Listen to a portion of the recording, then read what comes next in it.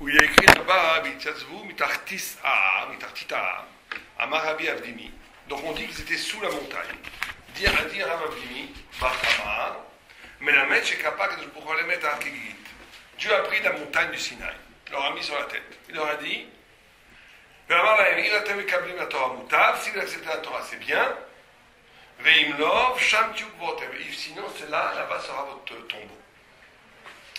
Bon, on va essayer d'expliquer ça. Qu'est-ce que c'est que cette histoire? Pourquoi la Torah a été donnée comme ça? Pourquoi la Torah est donnée qu'avec une violence pareille, qui nous dit, ou bien vous acceptez la Torah, ou c'est la mort? Pourquoi la Torah est donnée comme ça? Alors, il y a des balais moussards qui n'hésitent pas à dire qu'en réalité c'est symbolique. Ça vient nous dire c'est où la Torah ou la mort. Que sans Torah, c'est forcément la mort. Bon, c'est une façon, on va dire, moussarique, de dire qu'en réalité la question c'est où Torah ou la mort. Mais on va essayer de voir dans les Mefarshim, il y a en réalité 3 axes pour expliquer ce texte. Il y a un premier axe qui est très important, qui est l'axe en réalité du Maharal de Prague, qui dit que la Torah ne pourrait pas être choisie, parce que la Torah, c'est la raison du monde. Que si on avait choisi la Torah, ça voulait dire qu'il y aurait une possibilité d'une vie sans Torah. Voilà. Donc, comme toute la raison de la création, c'est la Torah, donc on ne peut pas choisir ce qu'est la raison de la création. Parce que ça ouvrirait la possibilité d'une vie sans Torah, ce qui est absurde, qu'une vie sans Torah, ça n'existe pas. Et donc, ça ne pouvait pas être choisi. En d'autres termes, le Maharal veut nous dire par là que la Torah est au-delà du choix, parce qu'elle est la raison même de l'existence du monde entier. Et donc si on choisissait la Torah, ce serait quelque chose d'absurde. Ça voudrait dire qu'on poserait comme possible un monde sans Torah, ce qui est impossible puisque le monde a été créé pour la Torah. D'où la raison pour laquelle la Torah a été donnée comme ça. Bon. Ce qui voudrait dire dans notre vie à nous, que si on retournait, si on essayait de comprendre ça dans notre vie à nous, qu'il y a des choses dans notre vie qui ne sont pas de l'ordre du choix. Qu'on ne choisit pas, qui sont de l'ordre, qu'est-ce que j'ai été créé pour quelque chose, ça je ne peux pas choisir. Je ne peux pas choisir pourquoi j'ai été créé. Et ça, je dois en rendre compte, je dois y répondre. Chacun d'entre nous a été créé pour une fonction qui est tout à fait spécifique, qui ne peut être remplie que par lui, et que si on ne la fait pas, c'est la trahison la plus profonde de la vie. C'est la mort. C'est la mort spirituelle au sens où c'est la trahison du pourquoi j'ai été créé. D'accord? Bon, on peut poser des questions si c'est pas clair. Donc on interroge le texte qui dit que quand il a donné la Torah, il a pris la montagne, il a dit ou vous acceptez la Torah ou c'est la mort. Alors on va pas le redire 3 fois. Donc on se dit pourquoi la Torah est donnée comme ça? Pourquoi la Torah est donnée avec une telle violence? C'est du fascisme. C'est quoi ça? Tu dis ou tu acceptes la Torah ou je te tue, c'est pas normal. Bon, pourquoi la Torah est donnée comme ça? C'est la grande question. Pourquoi elle est donnée avec cette violence-là? Ou bien tu acceptes la Torah ou c'est la mort? Surtout qu'on peut se poser la question de la Bechira Chofshit. En plus, de la liberté. Dans ce cas, alors le Maharal il te dit que comme toute la raison de la création, c'est la Torah, tu ne peux pas la choisir, ça veut dire que la Bechira Chofshit, la liberté de libre arbitre, ne va s'exercer qu'on va se poser, ou bien je réalise pourquoi j'ai été créé, ou je détruis ma vie. J'ai le choix de mourir. Mais la Bechira elle est là. La Bechira elle est de savoir, est-ce qu'à chaque seconde on va dire, est-ce que ce que je vis maintenant, c'est le pourquoi j'ai été créé, ou est-ce que ce que je vis maintenant est une trahison pour laquelle j'ai été créé? En d'autres termes, il y a 2 choix dans la vie. Ou bien de réaliser le pourquoi j'ai été créé, ou bien d'oublier le pourquoi j'ai été créé, ce qui est une mort spirituelle totale. Ça, c'est le premier axe. Axe très clair, qu'on comprend, c'est que le don de la Torah est donné avec cette violence pour nous signifier que la Torah ne peut pas être choisie parce qu'elle est l'ultime sens du monde et que s'il n'y a pas de possibilité d'être sans la Torah. Bon. Il y a un deuxième axe, qui est un axe plutôt moussari, qui dit une chose très intéressante, qui dit que on ne peut pas choisir le bien. On est choisi par le bien. Alors, ça veut dire quoi? Prenons pour comprendre cette idée-là, imaginons un enfant qui vient et qui a faim, qui vous demande à manger. Un enfant qui vous demande à manger et qui a faim. On ne peut pas réfléchir à ce moment-là. Pourquoi? Celui qui réfléchirait, peut-être oui, peut-être bien que non, peut-être qu'il faut, peut-être qu'il ne faut pas, c'est un monstre. C'est un monstre. L'obligation de faire le bien est plus forte que la liberté ici. Parce que tu es obligé de faire le bien, avant toute réflexion. tu as un appel de l'obligation de faire le bien est plus fort que la liberté de réfléchir. Alors ça, on le comprend par rapport à un enfant qui a faim, on va dire. Ou bien imaginez quelqu'un pourrait philosopher, est-ce que j'ai le droit de tuer ou pas tuer? Non, c'est absurde. L'interdiction de tuer, elle est plus fondamentale que le choix. Elle est plus forte que le choix. Elle est plus première que le choix. L'obligation de faire le bien est plus forte que la liberté. Alors ce que nous on comprend par rapport à un enfant qui a faim, ou ne pas tuer, nous on le comprend très bien. Le tzaddik il va comprendre pour toute la Torah. Toute la Torah, elle a la même, le tzaddik, n'importe quelle mitzvah, elle a la même nécessité. Elle passe avant même le choix. Alors ça, il faut réfléchir 2 minutes. Ça veut dire quoi quand on dit ça? Pourquoi c'est comme ça? D'accord, on a posé que c'est comme ça, mais pourquoi c'est comme ça? Pourquoi est-ce que... Allez-y, vous pouvez dire des idées. Pourquoi l'obligation de faire le bien est première? Elle ne se choisit pas. Pourquoi elle ne se choisit pas? Je pourrais choisir d'être un monstre. On dit non, c'est pas un vrai choix. Pourquoi? Pourquoi là, tu ne peux pas choisir le bien? Tu es obligé de faire le bien. En essence. La nature, les animaux, ils sont par nature, ils ne font pas de bien. La nature ne dit pas que tu vas faire le bien. La nature morale de l'homme, on va dire. Oh, la nature morale de l'homme. Pourquoi? À d'où ça vient ça? Allez, non, je comprends pas. Il faut définir le bien d'abord. Qu'est-ce que vous appelez le bien? On doit dire, on va poser que la Torah c'est le bien. Toutes les mitzvot, tu ne tueras point, tu ne voleras point, tu ne feras pas d'adultère, tout ça, ou bien tu aideras ton prochain, tu aimeras ton prochain comme Il y a des définitions propres du bien à chacun. C'est-à-dire que quand quelqu'un il va tuer une personne, il va se dire il a ses raisons, pour lui c'est bien. Oh, mais ça, on parle pas de ça. Par exemple, il y a des mitzvot. On parle pas de l'idéologie qui va justifier ça, c'est la liberté du discours. La liberté du discours, c'est que chacun avec un discours peut maquiller le pire des crimes en bien. Ça, on parle pas de ça, ça aussi une liberté. Din Rodef. J'ai tué quelqu'un, c'est Bien une sûr, mitzvah, bien sûr. faire le bien. Oui, tout à fait. Donc on va tuer quelqu'un. Moi, je ne parlais pas du Nidrodèche, je prenais ça comme exemple, le meurtre. En général, le meurtre, c'est mal. On peut trouver un meurtre qui est bien.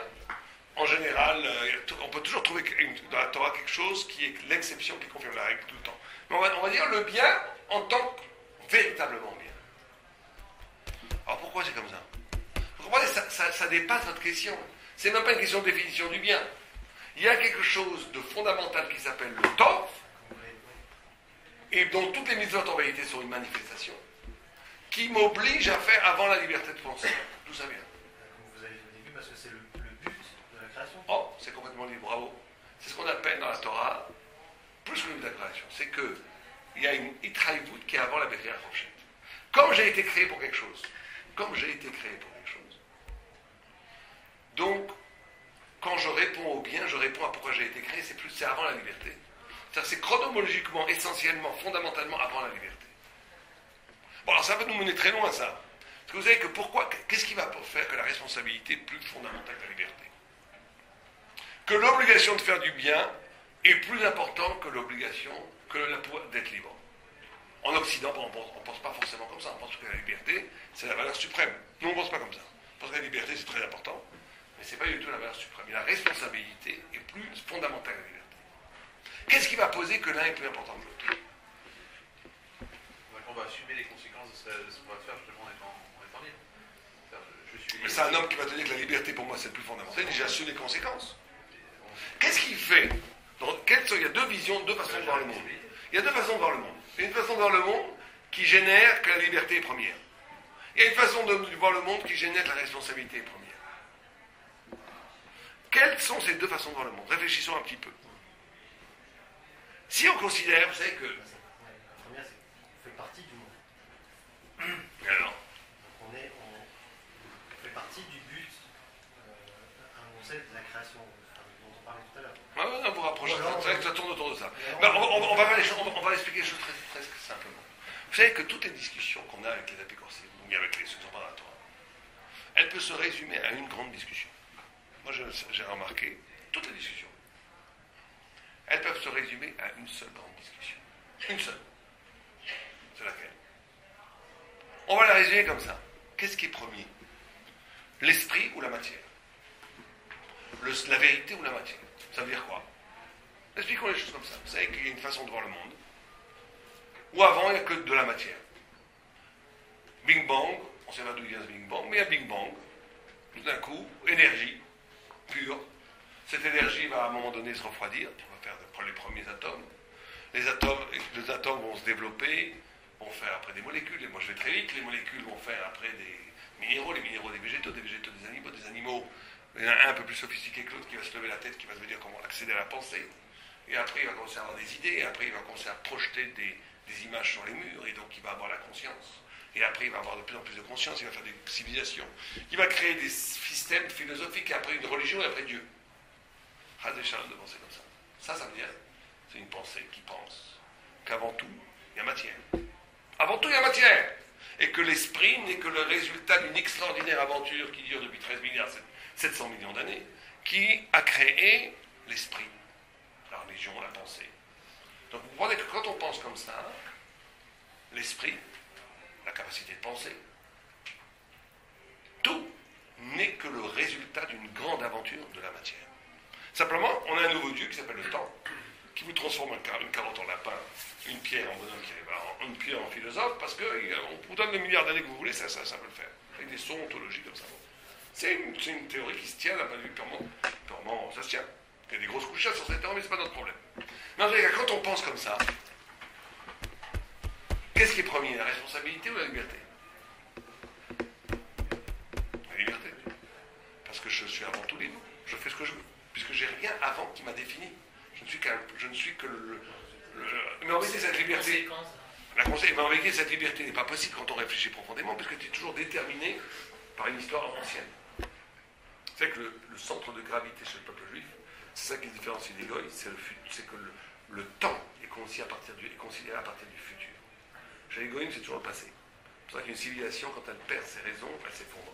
Le juif est éternel parce que son centre de gravité du temps, c'est le futur. C'est pour ça qu'en hébreu, on dit Zman. C'est peut-être ce qu'ils vont inventer. Ils ont inventé le concept du temps. Avant, les juifs, il n'y avait pas de notion du temps chez les autres. Il y avait chez les Grecs, il y avait la notion du temps. Non. Mais elle était différente, c'est vrai. Elle était différente. L'espace, mais pas du temps. Oui, non, dans Platon, il y a quand même une grande notion du temps. Mais Et il a été inspiré par les Hébreux. c'est possible. Oui, mais c'est vrai que le temps est complètement... Ce qui est très différent dans le temps juif du temps goï, c'est que le temps juif, le centre de gravité, qu'est-ce qui fait que le temps apparaît, c'est le futur. Bon, c'est pas notre sujet, on en parlera une fois si vous voulez, on fera tout un cours sur ça si vous voulez. Mais en tout cas, ce qui nous intéresse maintenant, c'est la deuxième façon de voir le monde. Mais nous, on dit, la Torah dit exactement le contraire de ce qu'on vient de dire. Elle dit quoi? Quelqu'un connaît la fameuse phrase? Istalka be Toraita, vebara et alma. Dieu a créé la Torah, il a regardé la Torah, il a créé le monde. C'est-à-dire que la Torah est plus vieille que le monde. C'est-à-dire que l'esprit, la spiritualité est avant le monde. Ça veut dire que le monde est créé avec un projet spirituel qui est avant le monde. Donc si c'est comme ça rejoint la même idée en réalité. Ça veut dire que la responsabilité est avant la liberté, parce que j'ai été créé pour quelque chose, donc je suis avant tout responsable de répondre à pourquoi j'ai été créé. Mais en réalité, quelqu'un comprend bien que ce n'est que dans cette configuration que la liberté est possible. Parce que j'ai le choix. J'ai le choix de répondre à pourquoi j'ai été créé. C'est ça la liberté humaine. Ou bien de le détruire. Je veux une vie qui est complètement à côté de mon intrigue de pourquoi j'ai été créé. Vous comprenez? Et donc c'est ça que dit en réalité cette interprétation qui dit que le bien est avant la pensée. C'est que j'ai été créé fondamentalement pour le bien, pour la Torah. L'homme est fondamentalement créé pour faire le bien, pour répondre au bien. Donc avant même la possibilité de choisir, tu dois faire le bien. C'est pour ça que la Torah est donnée comme ça. Ou tu accèdes à la Torah, ou là sera ta mort. Le troisième axe, c'est le plus profond. Le plus profond. Peut-être le plus intéressant. C'est que, alors là, on va poser une question presque de philosophe, que la Torah pose. On a dit, on ne peut pas choisir la Torah. C'est ça qui est dit en ce texte. La Torah, on dit, on ne peut pas la choisir. On ne peut pas la choisir. Elle est donnée de force. On dit pourquoi? Alors le Maharal, il développe quelque chose de fantastique. Il pose la question. Une question incroyablement moderne, qui est posée par là, il dit, comment ça fait-il que je peux penser? Comment ça se fait-il que je peux choisir? Comment ça fait-il que je peux choisir personne? Comment ça se fait que moi je peux penser qu'un animal ne peut pas penser? Que moi je peux penser avec des ordinateurs, que l'ordinateur n'a pas d'autonomie de penser? Qu'est-ce qui fait que moi je peux penser, que l'ordinateur ne pense pas? On revient à la théorie de la matière. Ouais, si moi je me mets dans la théorie de la matière, quelle est la différence? C'est une évolution. On est une évolution. Si on revient dans la fausse théorie de la matière, on est une évolution de l'animal. Oui, mais qu'est-ce qui a fait qu'un homme a pu accéder tout d'un coup à la pensée? Qu'est-ce qui a fait qu'un végétal a pu accéder au mouvement? C'est la même chose. Non, parce que le végétal, le mouvement, c'est une même extension avec la pensée, une coupure complètement aucun rapport. C'est les protéines, certaines l'alimentation à base de protéines cuites. Bon, mais même pour cuire, non, mais même pour cuire de la viande, il faut déjà un acte de pensée. Vous voyez jamais un niveau cuire, ainsi, de transformation. Comment ça fait que l'homme pense? Alors, on va vous dire, alors là, effectivement, c'est la Torah, c'est la Torah. La parole aussi, vous savez que la Torah, il y a tout quelque chose d'extraordinaire sur la parole. La parole, dans la parole elle-même, dans le système linguistique, c'est impossible que la parole est une produit de l'évolution. Quand on étudie bien la langue. Parce qu'elle a une préscience d'elle-même, une préharmonie, qui fait qu'elle n'est pas anachronique, elle n'est pas évolutive. Bon, enfin bon. On parlera, si vous voulez, de ça un jour, c'est très intéressant ces sujets-là, mais restons dans le texte. On essaie de comprendre pourquoi on ne choisit pas la Torah. Alors le Maharal développe une idée exceptionnelle, qui est une Kabbalah qu'il a reçue de ses maîtres, où il dit, parce que l'homme, voilà, je vous livre un scoop, lorsqu'il dit, l'homme est capable de penser, et un animal n'est pas capable de penser, et une chose n'est pas capable de penser. C'est pas du tout parce que l'homme a plus de neurones que l'animal, on pourrait faire un computer incroyablement puissant d'un point de vue de connexion intellectuelle, neurologique, enfin pas neurologique, mais cognitive, qu'il n'y aura jamais d'autonomie de pensée. D'après le Maharal, on pourra investir des milliards de dollars et d'euros dans l'intelligence artificielle, ça ne marchera jamais. Pourquoi? Parce qu'il dit que l'homme ne peut penser. Regardez bien la phrase qu'il dit. Il dit l'homme n'est pas spirituel parce qu'il pense. Il pense parce qu'il est spirituel. En d'autres termes, qu'est-ce qui fait que l'homme peut penser? Penser, c'est s'arracher à la matière, s'arracher à une définition. Il n'est pas fermé en lui-même. Il peut penser à quelque chose qui n'est pas lui. C'est ça, penser. C'est parce qu'il est frappé par la lumière de Dieu. Ce qu'on appelle dans la Kabbalah la Haka. C'est dans la Kabbalah, c'est quand la lumière infinie rencontre une finitude, ça crée quelque chose de nouveau tout le temps. Parce que c'est pas logique, c'est quelque chose qui ne va pas là. C'est une éruption de quelque chose qui arrache le formatage, le fait que je sois défini, que je ne peux pas m'arracher de moi-même, justement. Or, penser en essence, quelqu'un qui a une vraie pensée, il faut bien comprendre qu'une vraie pensée, elle procède toujours de l'infini. Quand je pense en silence, qu'est-ce que je vais faire demain, comment je vais payer mon compte en banque, mon découvert, c'est pas penser ça c'est parler en silence. Penser, c'est quand on accède à quelque chose qui est de l'ordre de la vérité, de l'éternité, de l'infini. Or, l'homme n'accède à la pensée que parce qu'en essence, il s'arrache de sa condition de bête, d'animal, de chose. Et cet arrachement n'est possible que parce qu'il est lié à Dieu. Parce qu'il a lui les liens de Dieu. Pourquoi l'évolution du cerveau s'est faite en 3 parties? Pourquoi il n'a pas commencé directement avec la pensée? Nous, on pense que l'homme en tant qu'homme, il a été créé avec un cerveau aussi évolué que le nôtre aujourd'hui. On n'est pas du tout d'accord avec la théorie de l'évolution. Donc on ne considère pas que, par exemple, la 4e partie est en développement aujourd'hui, par exemple. Non, d'après la Torah, non. On pense que l'homme, profondément, n'est pas en évolution. La théorie de l'évolution, c'est une évolution qui n'est pas du tout acceptée par la Torah. Il y a qu'il y ait des secteurs temporels qui grandissent et d'autres qui régressent, comme tout organisme vivant, bien sûr. Ça existe, mais il n'y a pas la vision qui est présentée par une certaine science de l'homme animal qui devient le Cro-Magnon, qui devient après Homo sapiens, on n'est pas d'accord. C'est qu'on a le cerveau qui est décomposé en 3 zones qu'on a définies aujourd'hui scientifiquement, qui sont le reptilien, le limbique et le cortésien. Maintenant, on a le néocortésien, qui est une nouvelle partie que l'homme est en train de développer. Bon. Et ça veut dire quoi? Mais nous, on pense qu'il a toujours été là. La Torah dit qu'il a toujours été là, que la structure humaine a toujours été identique. On les découvre a posteriori. On dit même qu'on régresse. Ils étaient déjà là et qu'en fait, on les découvre maintenant. Bon, mais on verra ça. Si vous voulez, un jour, on pourra faire une étude profonde, comparative des théories de l'évolution de la Torah, on peut leur le faire si vous voulez. C'est un travail qu'on peut faire en 2 ou 3 cours. Ça peut être très intéressant parce que il faut avoir une objectivité, un rapport avec c'est une théorie, la théorie de l'évolution. C'est pas une vérité scientifique. Et même les théories, moi j'en ai parlé beaucoup dans les colloques avec des scientifiques, les vrais scientifiques sont d'accord que c'est une théorie. Il n'y a pas du tout de preuve de l'évolution. C'est une théorie, simplement une théorie qui est très forte, parce qu'elle est corroborée par plein d'indices, comme c'est ça une théorie qui fait l'effort de corroborer. Mais c'est une théorie. Vous connaissez l'histoire de la théorie? Quelqu'un il lance une flèche, et après il tourne des ronds autour, et il dit voilà, c'est parfait. Donc j'ai une théorie, c'est vrai qu'elle marche, Parce qu'il y a énormément de choses qui sont expliquées. Il y a quand même des choses qui ne sont pas du tout, qui ne vont pas. Il y a des gros couchottes. Mais ça, à la limite, c'est pas un problème. Parce que n'importe quelle théorie peut pas dire encore des zones d'ombre que j'ai pas encore découvert. Il faut être honnête aussi, on ne peut pas descendre la théorie de l'évolution avec 2 ou 3 couchottes très très fortes. Les maillons manquants, il y a énormément de maillons manquants. Mais ces maillons manquants, on peut dire on va les découvrir un jour. Donc c'est pas une couchia qui va détruire toute la théorie de l'évolution. Il faut travailler à un niveau beaucoup plus profond, qui est une vision de perspective. Comment je vois les choses. Les mêmes phénomènes, comment vous les voyez. C'est pas ça que je voulais dire. Non, mais je ne parle pas de ce que vous voulez dire, je parle de l'évolution générale. Parce que la pensée en elle-même, est-ce qu'on considère que l'homo sapiens, je sais pas moi, comme le Néandertal par exemple, il pense ou il pense pas? Est-ce qu'on considère qu'il a la même pensée? Non, mais nous on pense que l'homme de Néandertal c'est une dégénérescence de l'homme, de l'homo sapiens. Il y a toute une autre, que l'homme en tant qu'homme n'a jamais été évolué. Il a été créé par Dieu aussi intelligent que nous, on va dire. L'homme en tant qu'homme. Il y a eu après des phénomènes de dégénérescence humaine. Nous, c'est le contraire de l'évolution. Il y a eu des hommes qui ont rejoint l'animalité, c'est écrit dans le Midrash, et qui sont tels qui se ressemblent à ces gens qu'on trouve néandertal, qui sont proches de l'animal en réalité. Ou bien qui sont peut-être des formes animales évoluées, c'est possible, mais que ça ne parle pas de l'homme, de Adam. Bien, en tous les cas, vous comprenez qu'ici, si on considère que la faculté de penser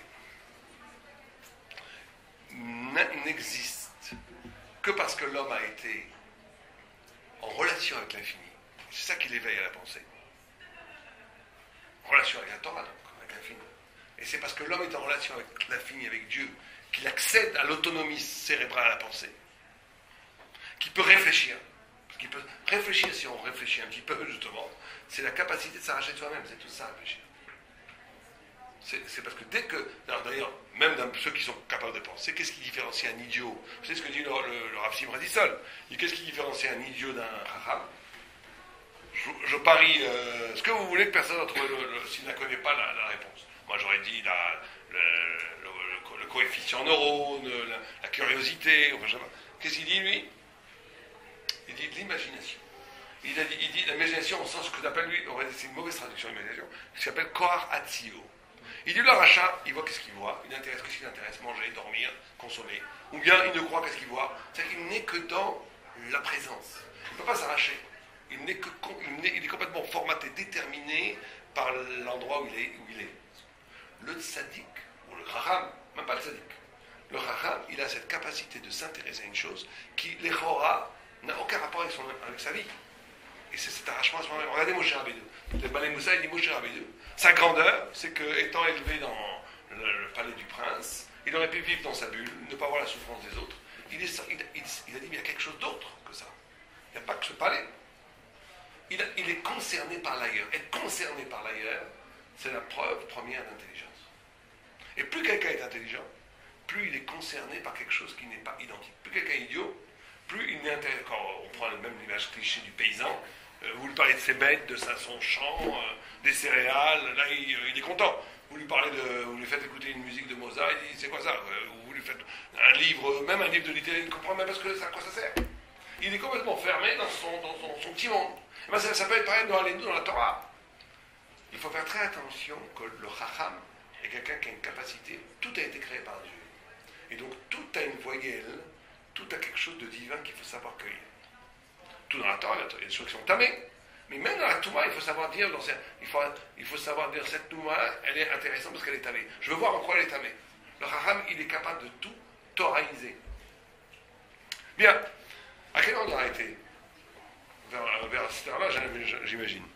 Bon, alors on va arrêter là, on continuera la semaine prochaine. Si on peut faire un petit peu plus tôt, ce serait quand même sympathique. Si on peut faire à 2h ou un quart pile, comme ça on finit à 2h, comme ça on a vraiment 35 minutes. Parce qu'il nous restera peu de temps. La semaine prochaine, on parlera, on continuera. Donc pour finir, pour cette troisième, juste pour finir ça, cette troisième axe considère donc qu'on ne peut pas choisir la Torah, puisque la capacité même de choisir, qui est conceptuelle, qui est cognitive, qui est réflexive, qui est la pensée, est elle-même un produit de la Torah du monde. Tu ne choisis pas ta mère. Tu ne choisis pas ce qui crée que tu peux choisir. Tu ne choisis pas ce qui génère ce que tu peux choisir. Donc comme la Torah est ce qui permet à l'homme de réfléchir, on ne choisit pas la Torah, elle est laissant. Donc vous voyez, ces trois chitotes, en réalité, elles sont très proches. Elles sont très proches. La première chita qui est une chita, on va dire, du monde. La deuxième chita qui est éthique. Et la troisième chita qui est la pensée, que la pensée elle-même vient de la Torah. En tous les cas, elle montre qu'il y a quelque chose dans la Torah qui est plus fondamental que le choix. Plus fondamental que le choix, et on va voir la semaine prochaine, c'est ça qui est le plus important, que l'essence même, l'essentiel de la fête de Shavuot, c'est pas, au-delà du fait que c'est pas simplement manger des gâteaux de fromage, et bon, c'est sûr que non, mais c'est pas simplement recevoir la Torah. C'est recevoir la Torah comme sa propre existence. C'est pour ça que quand le peuple juif a reçu la Torah, il est mort. Tout le monde est mort et tout le monde a ressuscité, on dit. Parce que recevoir la Torah, c'est pas recevoir comme une option de vie. J'existe, et je reçois, c'est pas une religion, c'est la religion. La Torah, elle est comme le centre cardinal de l'existence. C'est pour ça qu'elle se donne dans la mort et dans le fait qu'il meurt et il ressuscite. La Torah se reçoit comme la vie, comme l'existence elle-même. Ça, on va essayer d'en parler la semaine prochaine. C'est très important parce que c'est ça, faire la fête de Shavuot. Donc, pour moi, c'est pas mal. Oui. Ça veut dire, si on en revient avec la question initiale du Midrash, pourquoi le Midrash il a été Les guides à Israël. Voilà, pourquoi on a donné cette... Mais justement, c'était pour signifier que ça peut pas... Eux, ils voulaient... Attention, ils posent une autre question, ils ont dit dans Sevenishma avant. Ils ont dit dans Sevenishma avant. Ils avaient accepté la Torah. D'accord, c'est pour donner le... C'est pour dire que ça dépend pas du choix. Dieu fait comprendre, ne croyez pas que vous choisissez. C'est pas ça la Torah, c'est pas choisir la Torah. C'est de comprendre que c'est la Torah ou la mort. C'est imagé par le Midrash. Bien sûr. Pour dire que c'est... Bien sûr. Bien, la semaine prochaine, c'est Dieu. Donc on essaye de...